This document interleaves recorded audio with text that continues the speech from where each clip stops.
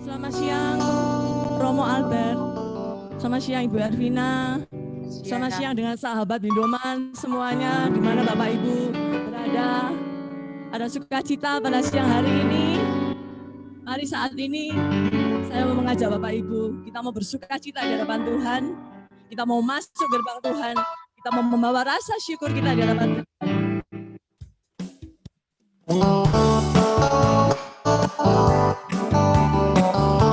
Hari ini adalah hari yang penuh dengan sukacita, di mana Bapak Ibu bisa hadir di acara Bindoman ini, semua karena kasih Tuhan. Gerbangnya dengan hati bersyukur, halamannya dengan pujian, nikmati baiknya dengan nyanyian syukur, hadiratnya penuh sukacita. Sekali lagi mari masuk gerbangnya, mari masuk gerbangnya.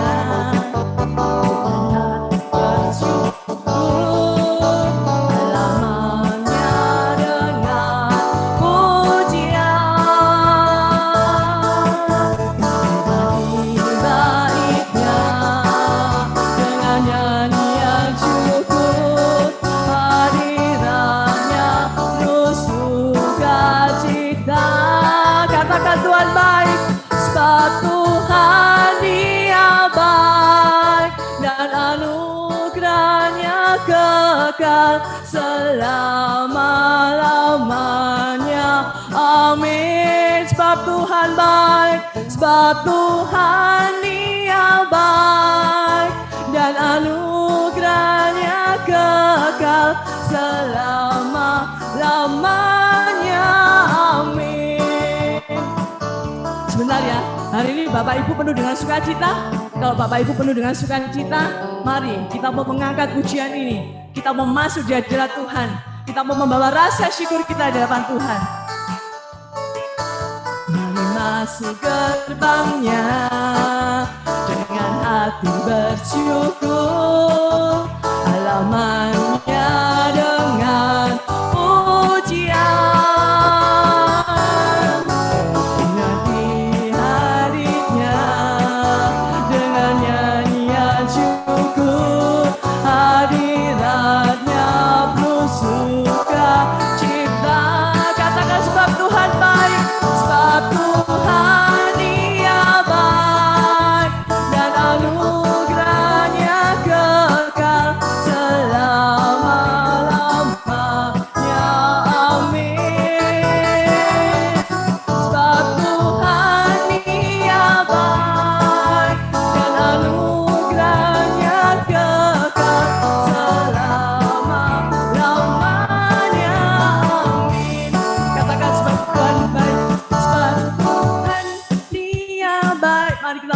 Jempol kita dan katakan Tuhan baik, kekal selama-lamanya. Amin. Selamanya Engkau baik Tuhan, sebab Tuhan Dia baik dan anugerahnya kekal selama-lamanya. Amin. Selama-lamanya.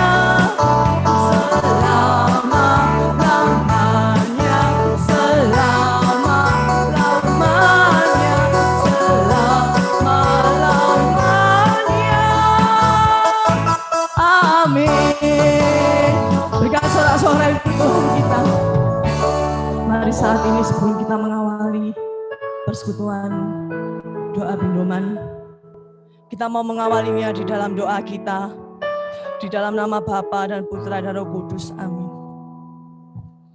Selamat siang Allah Bapa, Allah Putra dan Allah Roh Kudus. Pada siang hari ini kami bersyukur Bapa, kalau kami setiap anak-anak-Mu, Kau boleh izinkan datang kembali untuk mengikuti persekutuan doa ini. Terima kasih Tuhan Yesus. Engkau Bapa yang sungguh sangat baik Tuhan.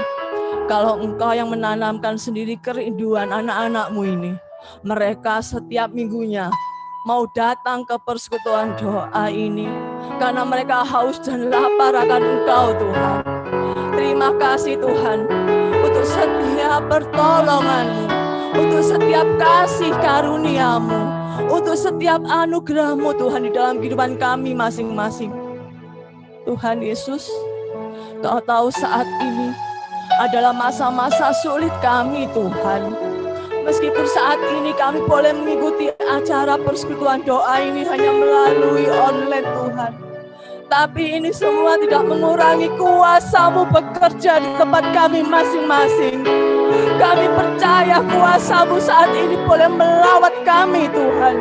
Kuasa-Mu tak terbatas waktu, karena kami punya Tuhan yang sungguh ajaib, Tuhan yang penuh kuasa. Terima kasih Tuhan untuk setiap pertolongan-Mu Tuhan Yesus. Musim boleh berganti di dalam kehidupan kami, tapi kasih-Mu tetap terus nyata buat kami Tuhan.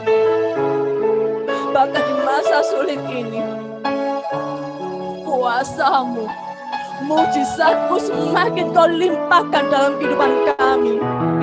Terima kasih Tuhan.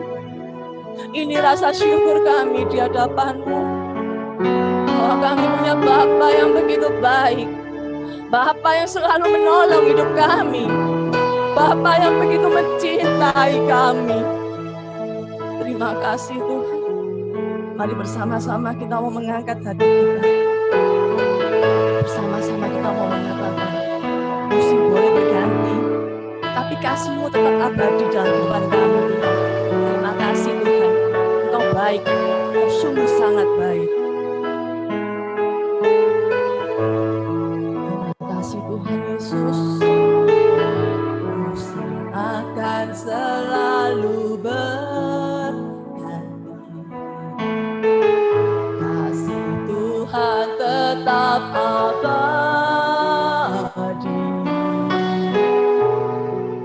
tak pernah berubah sampai selamanya. Tetap percaya,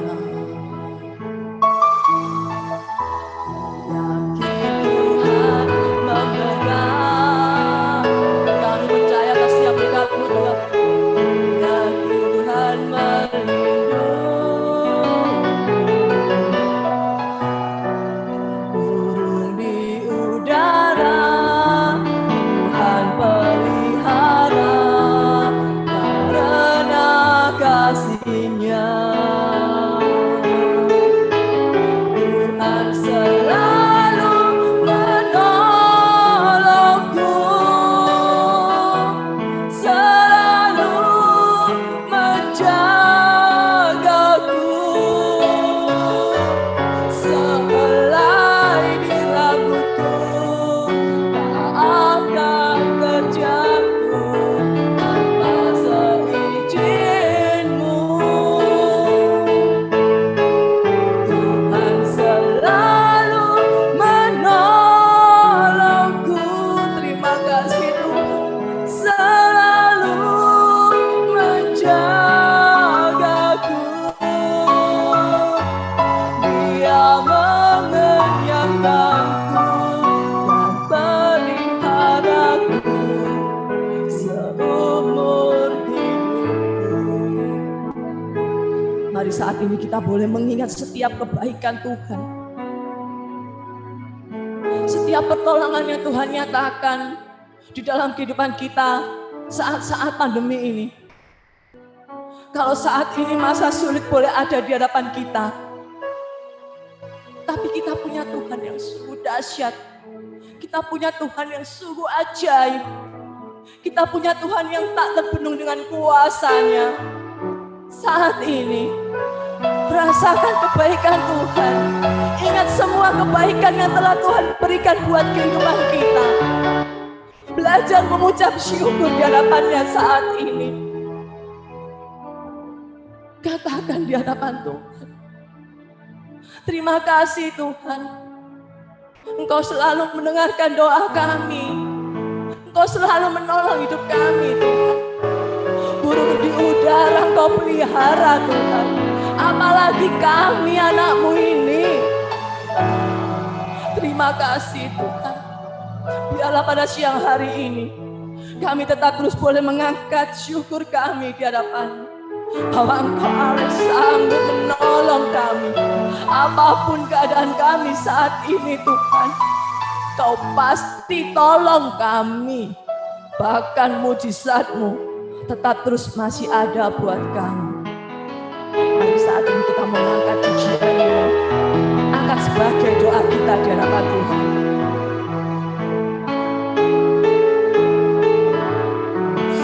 Akan selalu berkati, kasih Tuhan tetap abadi, tak akan berubah sampai selamanya, tetap percaya. Aku yakin Tuhan memberkati.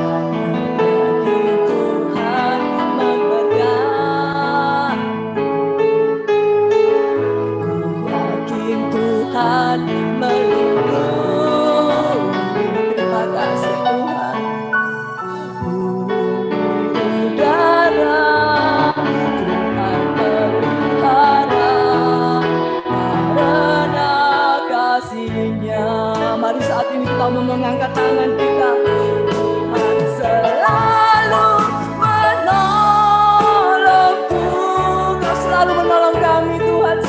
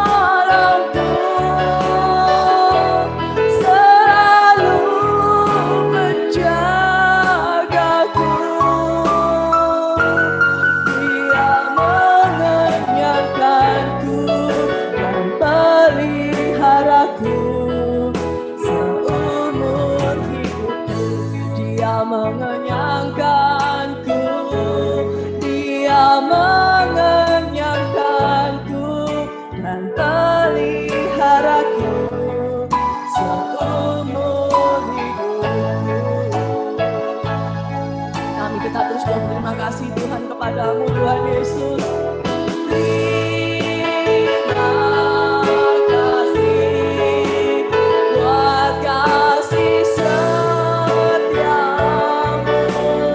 Terima kasih Tuhan Yesus.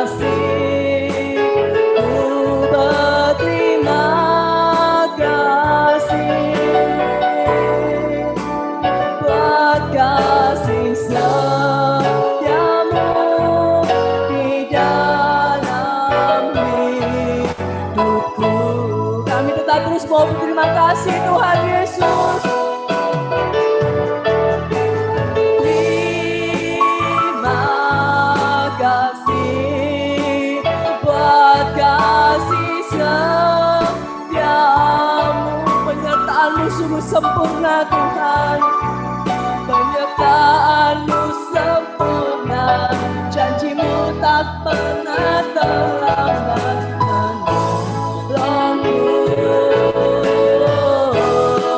Katakan terima kasih, terima kasih.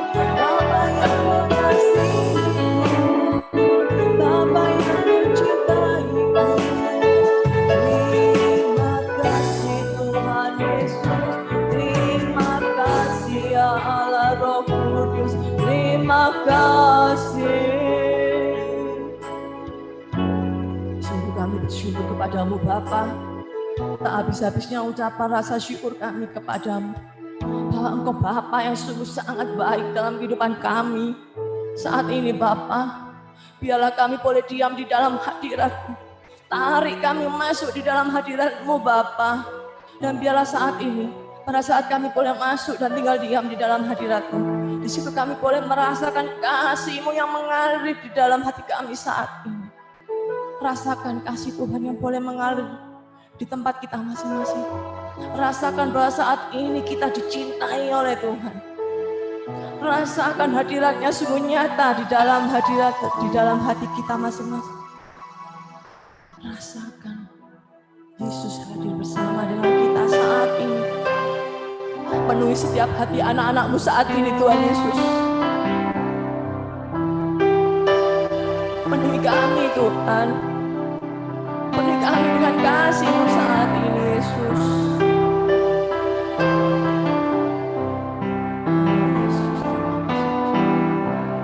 Penuhi hatiku, penuhi hati kami Tuhan dengan hadir.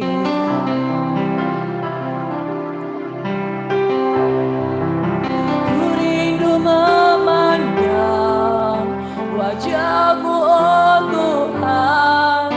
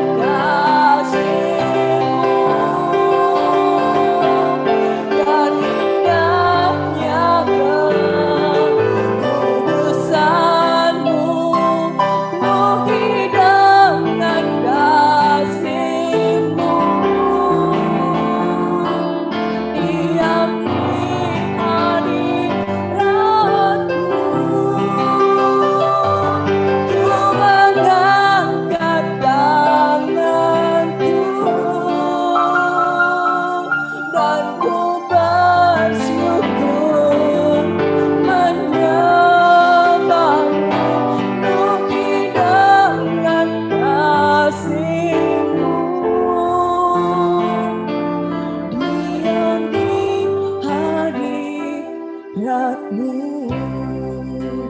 Saat ini penuhi hati setiap kami, Tuhan Yesus.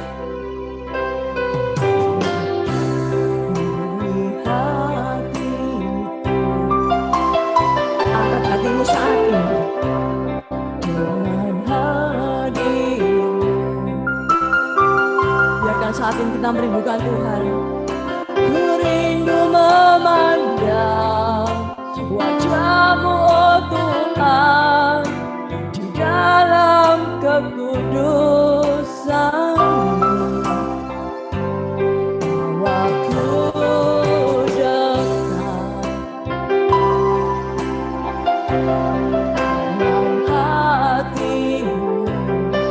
Saat ini kami rindu Tuhan Yesus. Ku rindu mendengar suara-Mu, oh Tuhan, di tempat kudus-Mu sekarang. Ku rasakan kasih-Mu dan indahnya kekudusan-Mu. Penuhi dengan kasih-Mu, diam di hadirat-Mu. Ku mengangkat tanganku dan ku bersyukur menyembah-Mu. Penuhi dengan kasih-Mu, diam di hadirat-Mu. Ku rasakan kasih-Mu. Kami mau merasakan kasih-Mu Tuhan. Dan ku menghadap kekudusan-Mu. Penuhi dengan kasih-Mu, diam di hadirat-Mu. Saat ini kami mau mengangkat tangan kami Tuhan. Ku mengangkat tanganku dan ku bersyukur menyembah-Mu. Penuhi dengan kasih-Mu,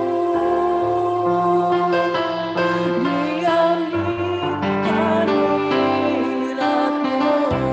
Kami merasakan kasih-Mu Tuhan. Ku rasakan kasih-Mu dan indahnya kekudusan-Mu. Penuhi dengan kasih-Mu, diam di hadirat-Mu. Ku mengangkat tanganku dan ku bersyukur menyembah-Mu. Penuhi dengan kasih-Mu, diam di hadirat-Mu. Penuhi dengan kasih-Mu, diam di hadirat-Mu. Biarlah saat ini kami benar-benar boleh diam di dalam hadirat-Mu Tuhan. Boleh mendengarkan taburan firman-Mu yang akan disampaikan oleh anak-Mu terkasih Romo Albert. Kami percaya ya Tuhan Yesus, saat ini urapan-Mu turun sepenuhnya atas anak-Mu Romo Albert. Sehingga setiap taburan firman yang boleh disampaikan boleh menjadi benih yang subur di dalam hati kami masing-masing. Terima kasih Tuhan Yesus. Terima kasih. Kemuliaan kepada Bapa dan Putra dan Roh Kudus, seperti pada permulaan, sekarang selalu, dan sepanjang segala abad. Amin. Bapa dan Putra dan Roh Kudus. Amin. Terima kasih. Silakan Romo Albert. Baik, selamat siang semuanya. Suara saya cukup jelas ya? Baik, Jelas, saya Romo. perlu memberitahu sebelumnya bahwa koneksi internet saya di rumah ini tidak terlalu stabil, jadi nanti kalau putus nyambung, jangan gelisah ya. Saya tidak di rumah ini, yang di rumah saya sendiri lumayan, tapi di tempat saya memberi retret sekarang ini enggak terlalu stabil. Baik, kita mulai saja. Sebelum kita merenungkan tentang doa, mari kita mendengarkan bersama sabda Tuhan. Sabda Tuhan ini akan diambil dari Injil Lukas bab 18 ayat 1 sampai dengan 8.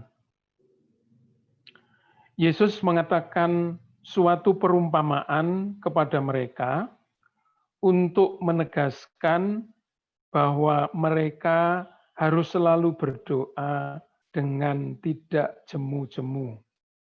Katanya, dalam sebuah kota ada seorang hakim yang tidak takut akan Allah dan tidak menghormati seorang pun.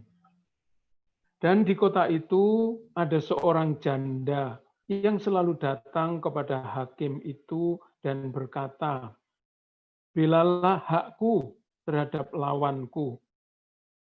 Beberapa waktu lamanya hakim itu menolak.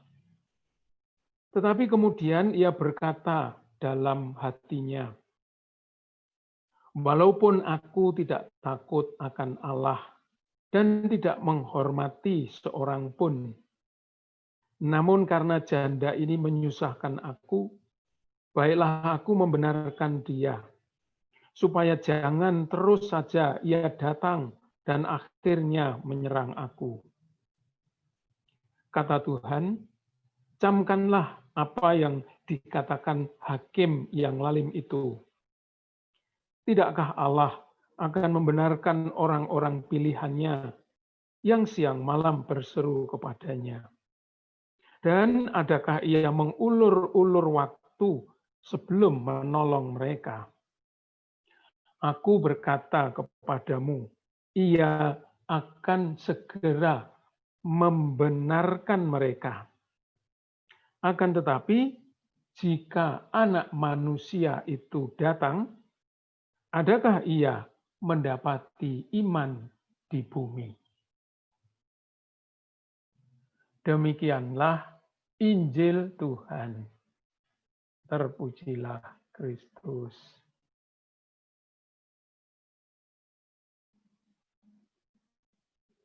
Bapak, Ibu, dan saudara-saudari, saya share screen saya. Moga-moga di situ bisa dilihat. Apakah sudah kelihatan?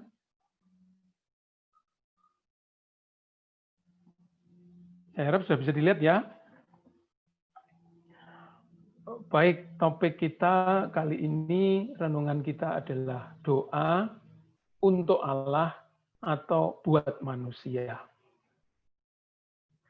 Saudari dan saudara yang terkasih dalam Tuhan, doa itu suatu bagian dari banyak agama. Bahkan boleh dikatakan doa itu bagian penting dari suatu agama.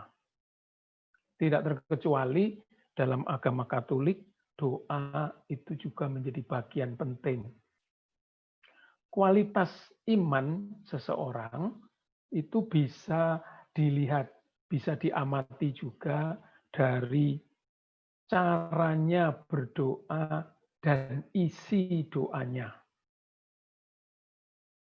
Dalam banyak agama, terutama agama-agama kuno, agama-agama yang lama, atau boleh dikatakan agama-agama lokal, ada juga yang mengatakan agama primitif, meskipun itu tidak terlalu tepat. Ya.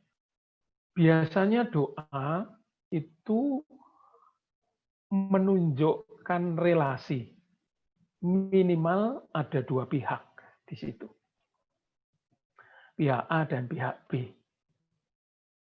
Masih ada lagi, kita bisa menelusuri lebih jauh lagi, doa-doa di kalangan orang-orang agama yang dahulu, katakan gitu ya, sebelum agama Kristen, agama Katolik, agama-agama yang kita kenal sekarang, agama-agama lokal, biasanya doa itu terkait dengan soal kekuatan alam. Jadi banyak orang berdoa ya, kepada alam supaya alam itu tidak mengganggu kehidupan mereka. Kalau kita pernah ke Bromo, di sana ada suku Tengger yang punya kebiasaan itu membuang kepala kerbau ke dalam kawah di Gunung Bromo. Itu dulu itu manusia yang dilemparkan ke situ. Itu salah satu bentuk doa juga sebenarnya yang dimaksudkan supaya alam ini tidak mengganggu manusia.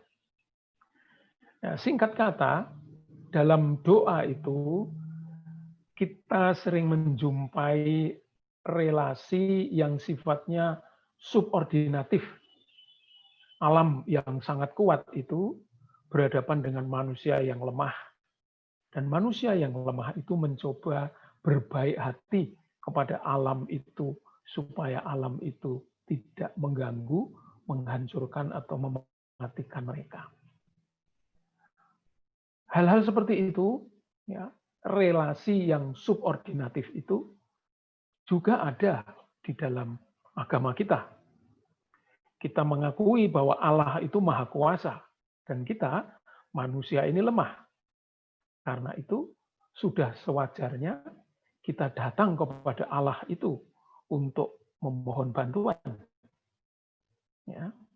Tadi yang memimpin nyanyian tadi sudah mengatakan juga bahwa di masa pandemi yang sulit ini kita bersyukur bahwa Allah masih memberi kesempatan kepada kita untuk bisa berdoa bersama dalam persekutuan ini. Banyak orang berdoa dengan sungguh-sungguh mohon supaya pandemi ini segera pergi. Dan yang bisa menyingkirkan pandemi ini ya hanya Tuhan. Kita manusia itu dalam tanda kutip mencoba saja menyelamatkan diri dari terkamannya itu. Kita tidak bisa menghilangkan sama sekali sumber bencana ini. Yang bisa menghilangkan hanya Tuhan.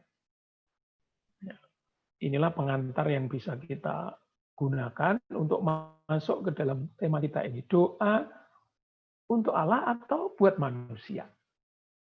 Nah, mengapa tadi saya mengutip atau menyampaikan, membacakan Injil Lukas 18 ayat 1 sampai dengan 8. Tadi kita sudah dengarkan dan di situ itu jelas sekali kalau kita melihat bagaimana Yesus menggunakan perumpamaan ada hakim yang sangat kuat, tidak takut kepada Allah dan tidak takut kepada seorang pun, itu kuat sekali.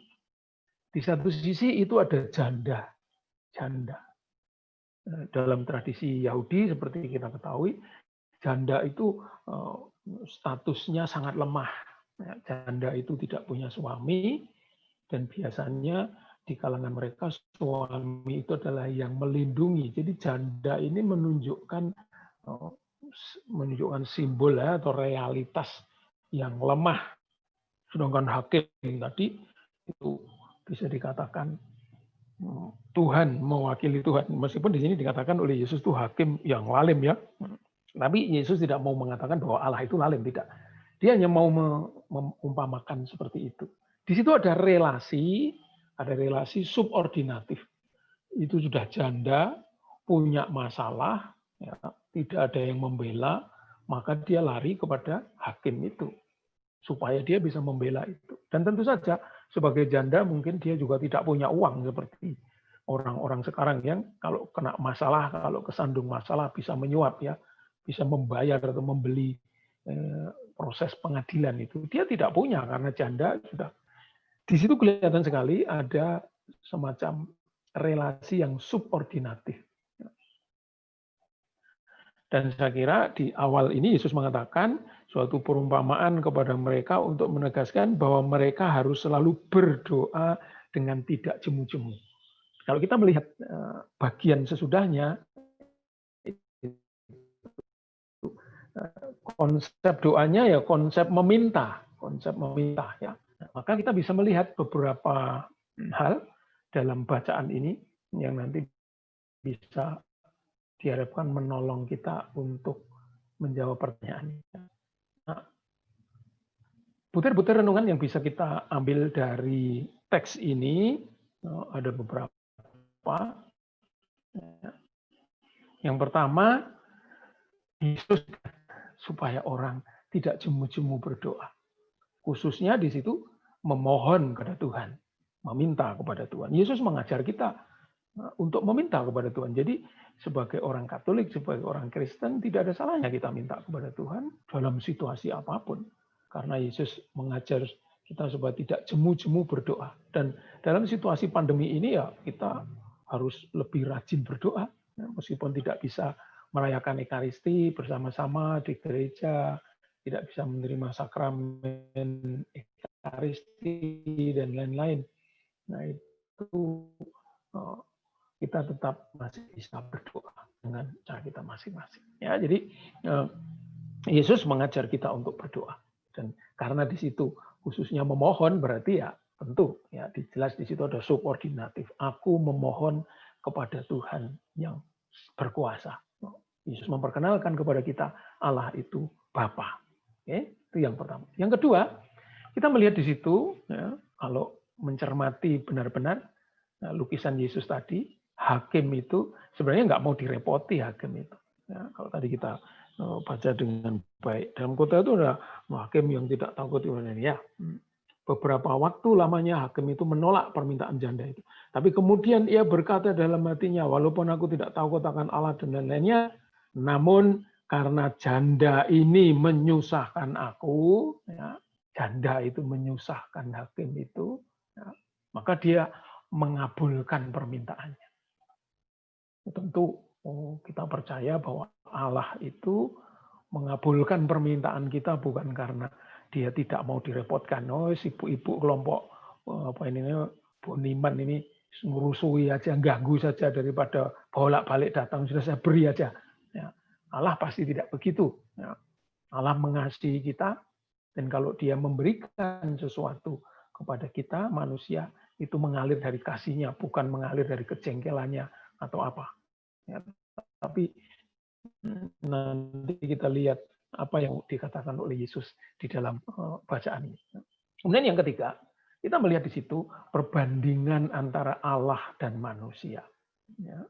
Kalau hakim tadi dikatakan, oh, tunggu besok datang lagi, tunggu besok datang lagi, mungkin gitu ya.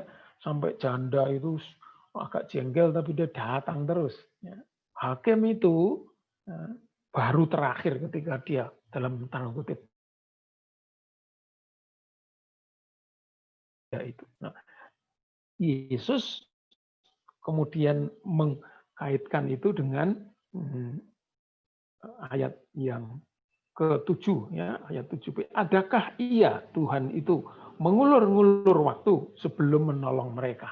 Jadi kalau hakim di atas itu mengulur-ulur waktu untuk menolong janda itu, Tuhan Allah itu tidak seperti itu. Tuhan Allah tidak menunda-nunda jawaban atas doa manusia.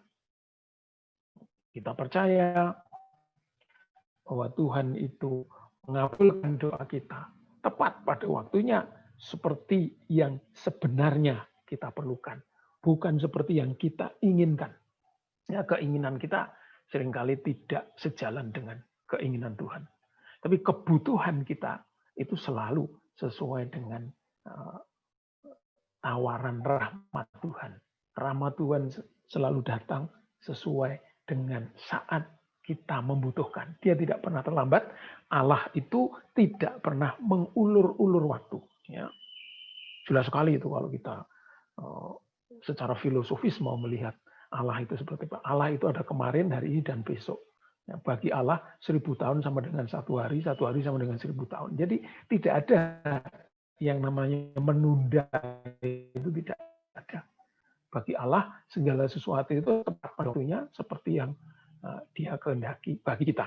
Ya, itu yang ketiga kalau kita merenungkan Injil ini. Kemudian yang keempat, ini bagian yang terakhir yang dikatakan oleh Yesus tadi, aku berkata kepadamu, Ia akan segera membenarkan mereka. Jadi Allah itu akan segera membenarkan dalam arti mengabulkan, memberikan apa yang manusia sebenarnya perlukan. Ya, bukan inginkan ya, manusia perlukan. Dia tidak akan menunda itu.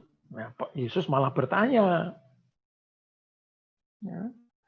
Akan tetapi jika anak manusia itu datang, adakah ia mendapati iman di bumi? Ya. Allah melalui Yesus yang adalah anak manusia itu sudah memberikan apa yang sebenarnya paling diperlukan oleh manusia, yakni keselamatan. Tetapi pada saat anaknya itu datang, pemberian yang paling berharga itu disampaikan oleh Allah. Apakah manusia percaya bahwa itu adalah kasih Allah? Ya. Jadi yang jauh lebih penting adalah iman akan Allah yang mencintai dan memperhatikan anaknya. Jauh lebih penting daripada segala sesuatu yang sebenarnya di luar itu. Singkat kata, dalam doa itu diandaikan dan diharapkan selalu ada iman. Ya. Ini yang terakhir. Pesan yang bisa kita gali dari teks ini, dari ajaran Yesus tentang doa ini, terletak menurut saya di ayat yang ke-8 itu. Akan tetapi, jika anak manusia itu datang, adakah ia mendapati iman di bumi? Apakah manusia itu betul-betul mau percaya kepada jawaban dari Tuhan atas permintaan manusia? Allah memberikan apa yang diperlukan, apa yang dibutuhkan manusia, yang paling dibutuhkan manusia, yakni keselamatan. Dan keselamatan itu bukan keselamatan dalam arti duniawi, tapi keselamatan yang disediakan oleh Allah. Bukan hanya keselamatan duniawi, tapi keselamatan secara sepenuhnya. Oke. Ini kalau kita melihat teks itu dari sisi doa. Jadi di situ masih ada relasi subordinatif. Allah mengabulkan doa saya. Saya menyampaikan doa kepada Allah. Janda itu mendatangi hakim yang posisinya lebih tinggi, lebih kuat, ya, dan seterusnya. Dia sebagai orang yang lemah. Begitulah seringkali di dalam relasi kita ketika kita berdoa. Ya, kita menyadari betapa lemahnya kita, tapi kita bersyukur bahwa Allah masih selalu mencintai kita, misalnya. Contohnya, ya, itu yang seringkali juga kita doakan. Nah, kita sekarang masuk ke bagian berikutnya. Doa itu buat siapa? Buat Allah atau untuk manusia? Untuk Allah atau untuk manusia? Tentu kita kalau mengacu pada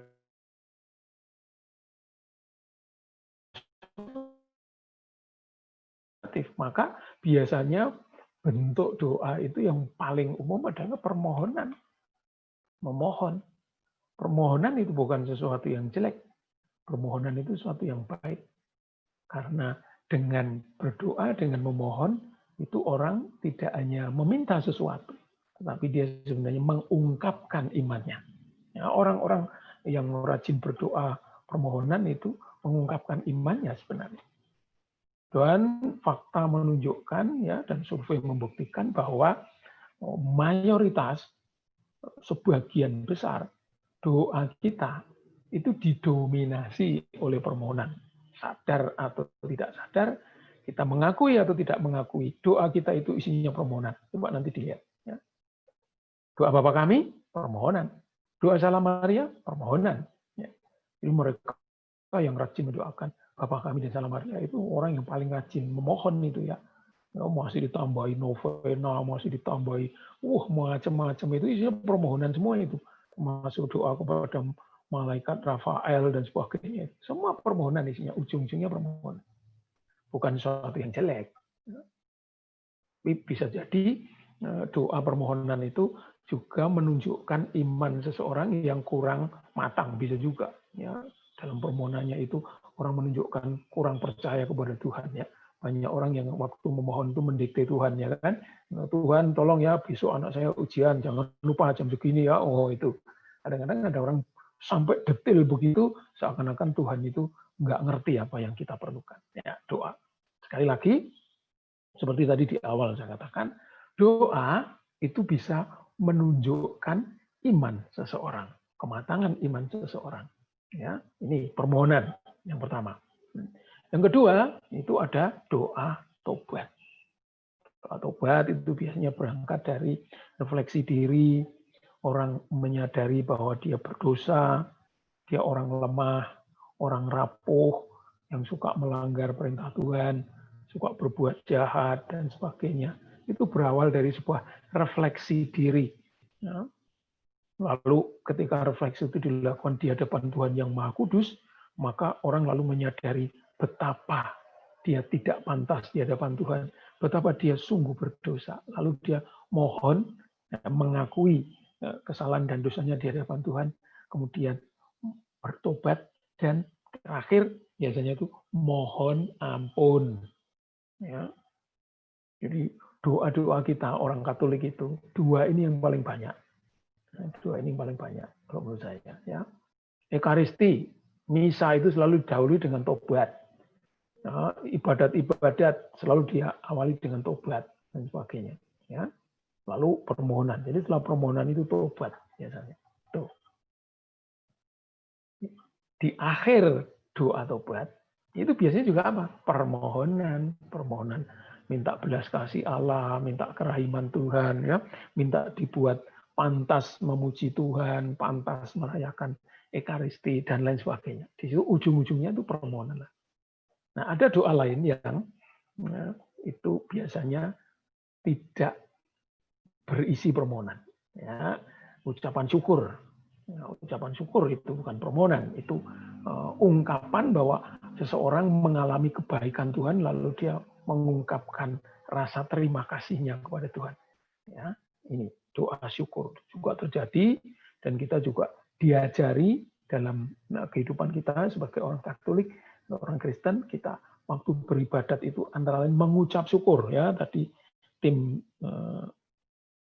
menyanyi tadi juga begitu mengajak kita bersyukur meskipun dalam situasi sulit Tuhan masih mengumpulkan kita. Syukur gitu.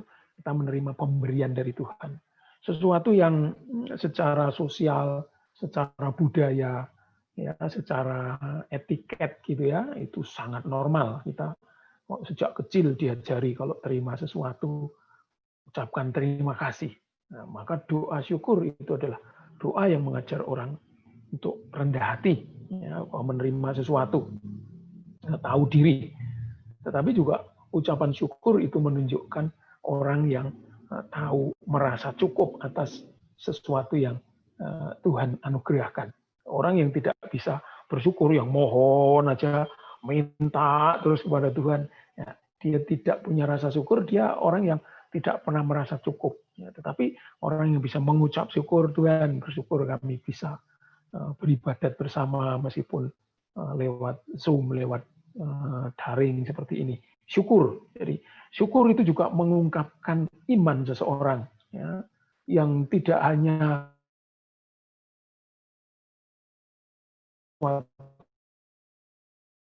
orang itu mensyukuri juga sesuatu yang mohon maaf itu untuk banyak orang itu jelek. Ya.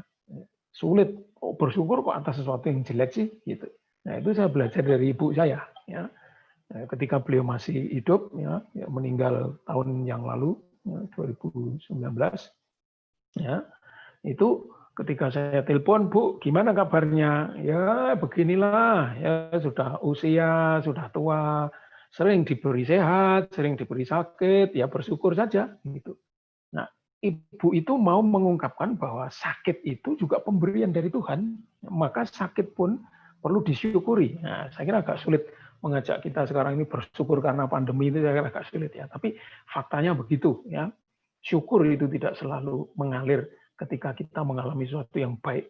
Orang yang beriman betul, yang merasa dicintai Tuhan, seringkali mampu melihat bahwa dalam situasi sulit, dalam penderitaan itu pun Tuhan masih ada di situ. Maka itu juga perlu disyukuri. Lalu yang terakhir, yang keempat itu doa pujian dan penyembahan. Tadi sudah dilakukan mulai awal tadi ya, sebelum mendengarkan sabda Tuhan, sebelum renungan ini, ya Kita memuji, menyanyi, menyembah Tuhan, itu juga bagian dari doa.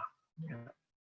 Sekarang kalau kita bertanya, ini ya, buat siapa ini? Permohonan buat siapa? Ya, pasti itu untuk manusia. Tuhan tidak butuh. Ya. Tobat, ya untuk manusia. Tuhan tidak berdosa. Tuhan menganugerahkan pengampunan kepada kita. Kita mohon diampuni, kita mohon dicintai lagi dan seterusnya. Itu tobat juga bagian permohonan. Itu kita yang butuh, manusia yang butuh pasti.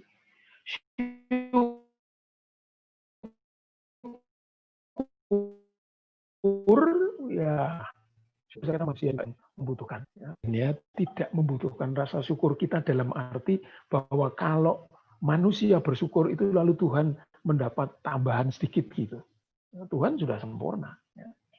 Maka kalau kita mengamati dengan cermat waktu mengikuti perayaan Ekaristi, itu ada prefasi yang bunyinya antara lain mengatakan bahwa ya kami sadar bahwa sembah pujian kami itu tidak menambah apapun padamu. Ucapan syukur kami ini tidak menambah apapun bagimu, tetapi itu sangat berguna bagi hidup kami. Ya, mengucap syukur kepada Tuhan itu sangat berguna untuk mendidik diri kita supaya menjadi orang beriman yang baik, orang yang rendah hati, orang yang tahu terima kasih dan lain sebagainya.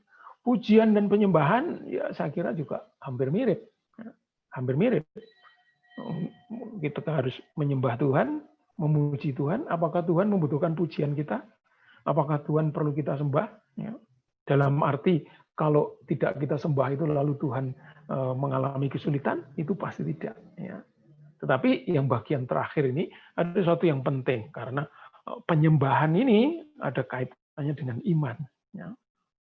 Penyembahan itu ada kaitannya dengan iman. Di dalam Perjanjian Lama terutama itu diajarkan jangan menyembah berhala. Jadi hendaklah kalian itu menyembah aku satu-satunya Allah. Ya.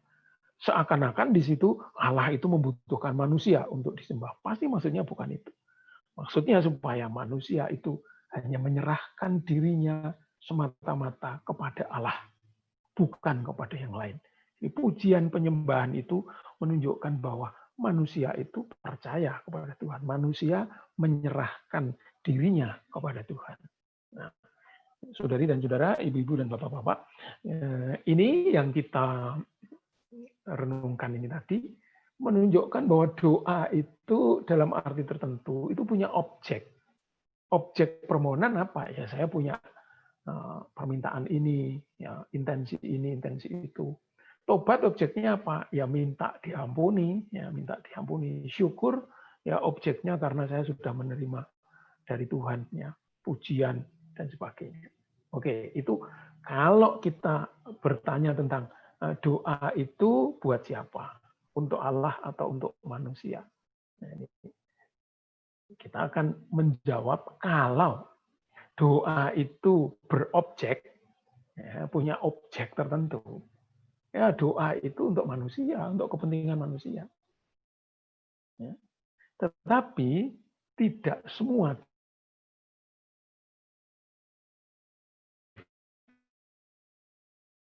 Allah Maha Kuasa, manusia lemah. Allah itu bisa memberikan segala sesuatu. Allah itu, manusia itu tugasnya memohon. Doa tidak selalu begitu. Doa tidak selalu begitu. Maka kita masuk ke bagian berikutnya untuk renungan kita ini. Doa yang tidak berobjek. Ketika kita merenungkan doa yang tidak berobjek, lalu pertanyaan di atas tidak aktual lagi. Pertanyaan di atas tidak relevan lagi. Doa itu untuk Allah atau buat manusia. Nah, tidak relevan lagi. Karena di situ tidak ada objeknya lagi. Nah, apa itu doa yang tidak berobjek? Nah, pertama, kita perlu menyadari bahwa doa itu adalah relasi. Relasi timbal balik. Saya dan Allah. Ketika saya berdoa dalam rangka membangun relasi, ya, saya seakan-akan membangun relasi dengan sesama saya. Di situ, kalau kita membangun relasi, doa yang tidak berobjek dalam arti relasi timbal balik, ya, Allah tidak lebih tinggi dari saya tidak lebih rendah dari Allah. Di situ ada relasi yang posisinya sejajar ya, antara Allah dan manusia dalam arti relasi itu ya. Maka di situ pada waktu doa itu diungkapkan dan dihayati sebagai relasi timbal balik, di situ tidak ada objek. Saya tidak memohon sesuatu kepada Tuhan. Saya mau menjalin relasi dengan Tuhan. Bukan memohon sesuatu, tapi saya memberikan diri saya, bukan meminta sesuatu. Di situ doa itu lalu tidak berobjek. Oke? Kemudian kita bisa merenungkan bagian berikutnya. Bagaimana doa yang tidak berobjek yang merupakan relasi timbal balik itu dalam kehidupan kita sehari-hari ada banyak sekali doa yang tidak disertai dengan permintaan. Ada doa yang tidak disertai dengan tobat. Ada yang tidak harus dilengkapi dengan puji-pujian dan penyembahan, ada. Karena doa itu adalah percakapan dua sahabat. Santa Teresa dari Avila, seorang guru rohani dari Karmelit yang hidup pada tahun 1560-an sampai 15 berapa gitu ya, itu mengajarkan kepada kita. Dia seorang biarawati, suster Karmelitas yang banyak menekuni hidup rohani, termasuk juga hidup doa, dan dia menjelaskan bahwa doa itu percakapan dua sahabat. Ya, kalau orang bercakap-cakap itu cari apa? Tidak ada yang dicari ya kehadiran dari sahabat itu ya, satu sama lain. Aku adalah sahabat dari Tuhan, Tuhan adalah sahabatku. Begitu. Di situ ada relasi yang tidak ada objeknya. Aku berrelasi dengan Tuhan bukan untuk meminta sesuatu, bukan. Tapi aku ingin hadir di situ dan Allah hadir untukku. Tidak ada objeknya, tidak ada hal ketiga yang kita minta. Di sini ketika orang berdoa dalam relasi timbal balik dan sebagai percakapan antar manusia, maka doa itu kemudian dalam arti tertentu itu lebih matang daripada sekedar doa permohonan. Ya. Kita berrelasi dengan Tuhan bukan hanya dalam rangka meminta sesuatu. Kita berrelasi dengan Tuhan karena Tuhan itu adalah sahabat. Dan ketika kita datang ke rumah sahabat itu, seringkali kita tidak mengharapkan sesuatu yang lain kecuali ya bertemu dengan sahabat itu, tidak ada objek lain. Jadi doa bisa merupakan percakapan dua sahabat. Yang sangat menarik, ini diajarkan oleh seorang suci, Santa Teresa dari Avila, yang dalam hidupnya itu juga mengalami perjuangan dalam membangun relasinya dengan Tuhan. Dia juga mengalami perjuangan, ya, mengalami banyak kesulitan. Ya. Tetapi akhirnya dia membuat sebuah kesimpulan bahwa di tengah-tengah situasi sulit yang seringkali diwarnai dengan krisis, ketika dia harus berdoa dan membangun relasi dengan Tuhan, akhirnya dia sampai pada kesimpulan bahwa doa itu adalah percakapan antar dua sahabat. Oke. Nah, yang ketiga, kita bisa melihat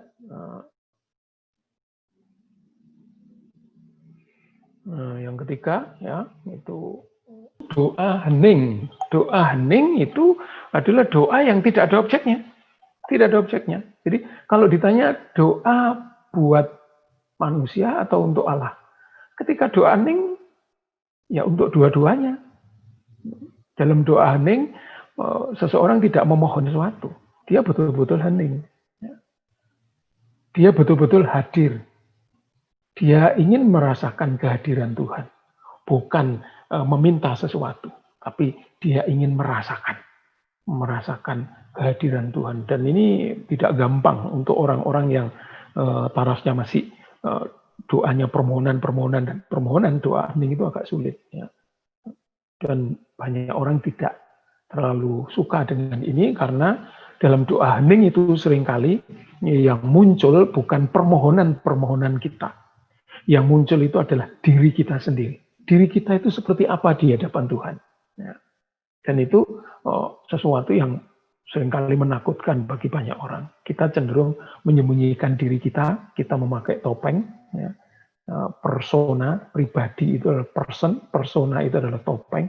Dan seringkali dalam relasi kita dengan orang lain kita memakai topeng, ya. Dan demikian juga ketika kita berdoa kepada Tuhan, kita juga seringkali memakai topeng, seakan-akan Tuhan itu tidak kenal siapa kita. Tapi dalam doa hening, di situ orang tidak mengucapkan satu patah kata pun, apalagi permohonan, pertobatan, pujian, ucapan syukur, tidak ada. Di situ doa itu tidak berobjek. Jadi doa tidak selalu subordinatif, doa tidak selalu merupakan relasi di mana satu kuat, satu lemah, satu memohon, satu memberi. Tapi doa itu bisa juga menjadi kesempatan saat yang penting untuk merasakan kehadiran Tuhan dan merasakan diri sendiri. Nah, orang yang sering masuk dalam doa hening itu semakin menyadari siapa dirinya dan semakin menyadari siapa Tuhan. Dan biasanya, seperti dikatakan oleh Santa Teresa dari Avila juga, semakin orang mengenal dirinya sendiri, semakin dia juga mengenal Tuhan. Dan semakin orang mengenal Tuhan, dia juga semakin mengenal dirinya sendiri. Semakin orang mengenal Tuhan yang Maha Kudus, dia makin menyadari betapa berdosanya dia. Semakin dia mengenal Allah yang Maha Kuasa, dia menyadari betapa lemahnya dia. Ya, semakin dia menyadari betapa Allah itu Maha Kasih, dia lalu merasakan bahwa dia itu begitu dikasihi oleh Tuhan. Di situ dalam doa hening tidak ada pertanyaan doa untuk siapa, untuk Tuhan atau untuk manusia. Itu doa tanpa objek. Yang terakhir, ini menurut saya yang paling tinggi tingkatnya, yaitu kontemplasi. Doa kontemplasi bukan doa permohonan. Ya, doa hening biasanya bisa disebut juga dengan meditasi. Pada waktu orang meditasi, dia tidak mohon apa-apa. Dia hanya duduk diam, hadir, merasakan kehadiran Tuhan dan kehadiran dirinya sendiri. Itu doa hening. Tapi kontemplasi itu tahapnya sudah lebih jauh lagi. Doa kontemplasi itu artinya doa yang digunakan untuk memandang. Ya, contemplate itu memandang. Jadi ketika orang berdoa dalam bentuk kontemplasi, dia tidak lagi meminta ini, meminta itu, tidak tobat, tidak pujian, tidak syukur, dan lain-lain. Kontemplasi, doa kontemplasi membantu manusia untuk bisa melihat kehidupan ini dan segala sesuatunya termasuk dirinya sendiri dengan mata Allah, dengan kacamata Allah. Ya tentu Allah tidak pakai kacamata ya, kalau dia pakai kacamata beli di optik mana ya, tapi itu ekspresi, ungkapan, analogi yang dibuat oleh manusia terpaksa begitu. Jadi Allah itu kita personifikasi seakan-akan dia manusia, seakan-akan dia punya sosok dan punya mata. Nah, dalam doa kontemplasi itu orang diajak untuk melihat realitas hidup ini, dirinya sendiri juga dengan kacamata Allah. Nah, ini tingkat yang paling tinggi karena dalam doa kontemplasi itu biasanya orang itu diajak untuk melihat secara keseluruhan. Nah, kita sebagai manusia itu cenderung melihat kehidupan ini dari sudut pandang tertentu, berdasarkan pengalaman kita, berdasarkan mungkin pengetahuan kita, berdasarkan wawasan kita, agama kita, suku kita, etnis kita, kelompok kita, dan sebagainya. Dan cara memandang seperti itu mau tidak mau terbatas. Ya, terbatas. Seringkali secara tidak sadar itu orang yang melihat dengan kacamata seperti itu, dia terjebak di dalam suatu eksklusivitas. Ya, eksklusivitas. Dia menutup diri, dia bisa juga lalu kemudian menghakimi, mengadili, oh dia itu begini, begini, begini. Ya, karena kita melihat dari sudut kita. Ya. Sebaliknya dia melihat kita juga dari sudutnya dia mengatakan begini, begini, begini. Tapi ketika orang sampai pada doa kontemplasi, dia melihat realitas ini seperti Tuhan memandang. Karena Tuhan tidak mengadili manusia. Biasanya orang-orang yang sampai pada doa kontemplasi, dia juga sudah tidak lagi mengadili manusia, menghakimi, menyalahkan, dan sebagainya. Dia melihat seperti Allah melihat. Ya. Allah yang Maha Kasih, Allah yang Maha Mengetahui, ya. Allah yang menerima, Allah yang menyambut, Allah yang begitu. Jadi itulah kurang lebih yang bisa kita renungkan ketika kita bertanya tentang doa itu untuk Allah atau buat manusia. Di Di level yang pertama tadi, ketika doa itu ada objeknya, itu kita bisa bertanya tentang doa itu untuk Allah. Tidak, Allah tidak membutuhkan doa kita, Allah tidak membutuhkan pujian kita, Allah tidak membutuhkan ucapan syukur kita, dalam arti Allah itu tidak berkurang secuil pun ketika kita tidak melakukan itu. Tapi itu semua permohonan, tobat, syukur, pujian, penyembahan, dan sebagainya. Kita lakukan karena kita tahu bahwa layak Allah itu dipuji, layak Allah itu diberi ucapan syukur karena kebaikannya. Ya. Tapi di luar itu masih ada bentuk doa lain yang bisa membantu kita untuk tumbuh dan berkembang secara lebih matang. Doanya bukan hanya di level subordinatif, tapi doanya itu di level sejajar. Ya. Allah, sahabat, aku curhat kepada Tuhan. Ketika orang curhat, dia tidak mengharapkan apa-apa, dia hanya melontarkan aja pengalamannya, kekesalannya, ya, kesulitan hidupnya, dan lain sebagainya. Itu saja yang dia mau sampaikan kepada Tuhan. Dan dalam doa hening, doa kontemplatif, dan lain sebagainya, orang itu bisa merasakan kehadiran Tuhan. Tidak lagi meminta sesuatu yang diberikan oleh Tuhan, tetapi dia bersama dengan Tuhan. Dan ketika orang bersama dengan Tuhan, ya, bisa melihat realitas hidup dari kacamata Tuhan, dia tidak perlu meminta lagi. Ya, sudah tidak ada lagi objeknya. Ya, aku bersama dengan Tuhan. Dan itulah puncak dari doa. Puncak dari doa adalah persatuan manusia dengan Tuhan. Kalau dalam permohonan itu aku masih berrelasi dengan Tuhan untuk meminta ini, meminta itu, tapi dalam kontemplasi, dalam persatuan dengan Tuhan itu, aku menyatu dengan Tuhan, Tuhan menyatu dengan aku, dan aku sudah tidak lagi perlu meminta ini dan meminta itu. Nah, saudari dan saudara, ibu bapak, saudara-saudara semua, begitu renungan kita tentang doa. Ya, moga-moga kita makin lama makin tumbuh menjadi manusia yang dewasa dalam iman lewat doa-doa kita. Karena kita tahu bagaimana berdoa, ya, dan cara berdoa, serta saat berdoa. Semoga Tuhan selalu memberkati seluruh anggota grup ini, sehingga dalam doa-doanya sebagai kelompok bina iman yang tentu saja ada doanya juga, itu makin lama imannya makin tumbuh dan berkembang. Demikian, terima kasih, Tuhan memberkati. Terima kasih Romo. Terima kasih Romo Albert atas firman-Nya. Semoga kita semua semakin hari semakin dalam berdoa, berkontemplasi, sehingga kita boleh merasakan bahwa Tuhan saja cukuplah ya Romo ya. Ya. Romo, kita akan doa penutup dulu. Setelah doa penutup boleh minta berkatnya ya Romo ya. Boleh, silakan. Atau Romo sekalian yang doa penutup ya Romo. Ya boleh, mari. Kita hening sejenak untuk berdoa. Dalam nama Bapa dan Putra dan Roh Kudus, amin. Allah Bapa yang Maha Baik, kami bersyukur dan berterima kasih atas segala rahmat dan berkat yang Kau anugerahkan kepada kami, karena Engkau sungguh mencintai kami. Dalam hidup kami sebagai orang beriman, tak jarang kami menyampaikan permohonan-permohonan kami kepadamu, seperti seorang janda yang disampaikan oleh Yesus lewat Injil Lukas 1-8. Kerap kali kami menempatkan Engkau sebagai hakim yang jauh dari kami. Hari ini Engkau mengajar kami bahwa doa tidak senantiasa subordinatif.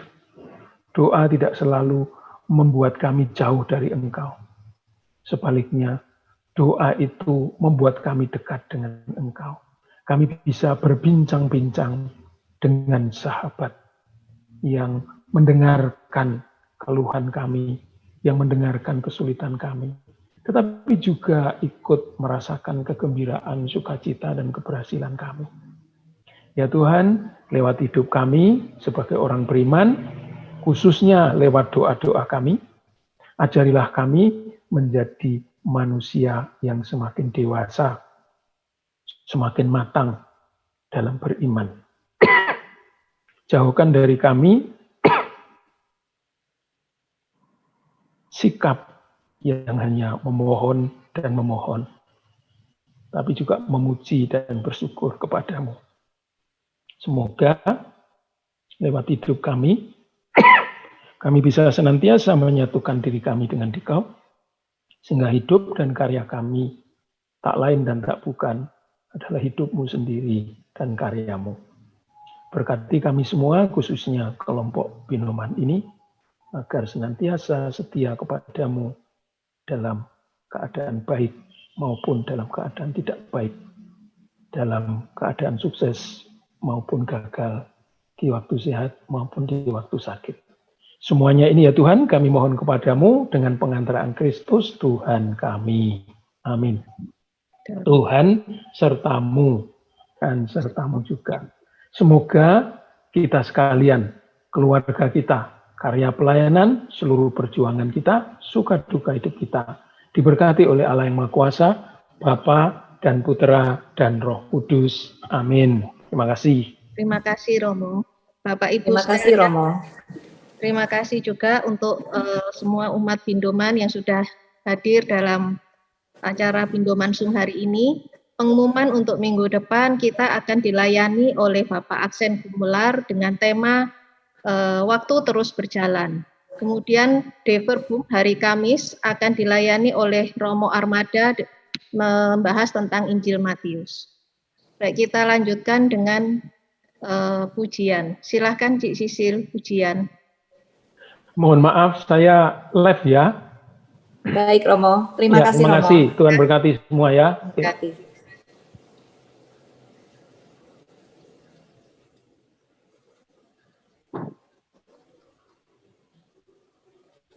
Silakan tim pujian. Terima kasih. Pertama-tama saya ucapkan kepada Ibu Ervina kalau saya diberikan kesempatan untuk boleh melayani di hari ini. Terima kasih untuk Vera yang telah mengontak saya. Saya bersyukur hari ini saya boleh melayani. Di hari ini adalah hari spesial saya,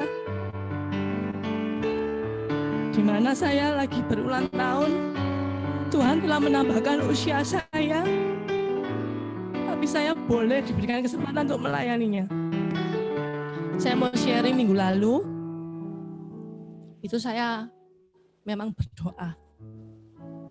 Saya berdoa, saya hanya bilang, Tuhan, aku sudah sering melayani Engkau, tapi di tahun ini, aku ingin melayani Engkau di hari ulang tahunku Tuhan.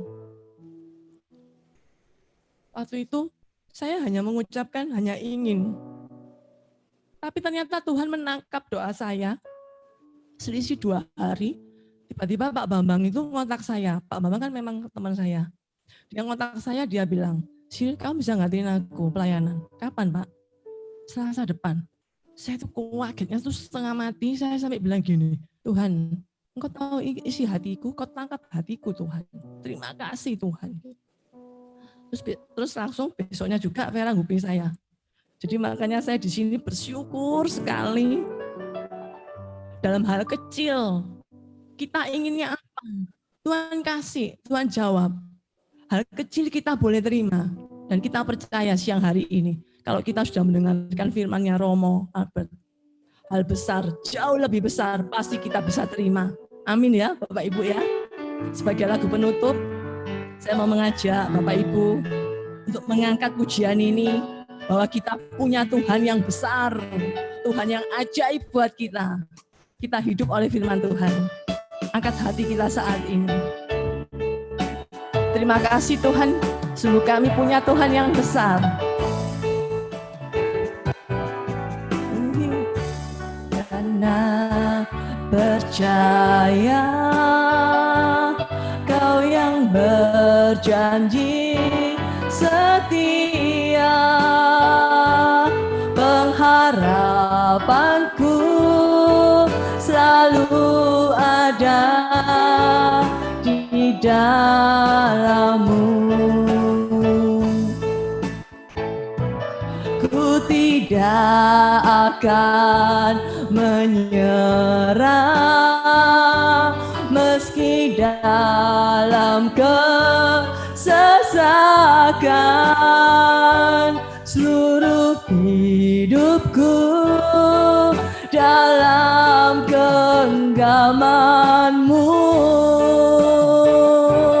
Bersama-sama kita katakan, aku punya Tuhan yang besar, Dia telah berjanji dan sanggup menggenapi. Imanku bersepakat percaya kuasa-Nya. Ku terima sekarang kemenangan dari-Mu. Aku punya Tuhan yang besar, Dia telah berjanji dan sanggup menggenapi.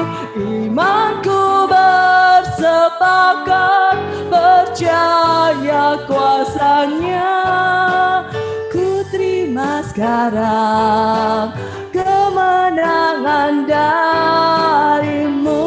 Bersama-sama kita katakan, ku terima sekarang kemenangan dari-Mu. Kemenangan dari-Mu. Terima kasih, Tuhan memberkati.